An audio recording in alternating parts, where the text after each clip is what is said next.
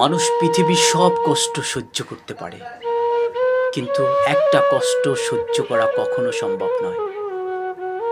যেই কষ্টটা হচ্ছে, যেই ভালোবাসাটা তিলে তিলে গড়া হয়েছিল, যেই ভালোবাসাটা শত আঘাত পাওয়ার পরও তিলে তিলে গড়া হয়েছিল, শত কষ্ট যন্ত্রণা থাকার পরও যেই ভালোবাসাটা বুকের ভিতরে তিলে তিলে জমা হয়েছিল, সেই ভালোবাসাটা যখন ভেঙে যায়, সেই ভালোবাসা ভাঙার কষ্ট যন্ত্রণা মানুষ সহ্য করতে পারে না।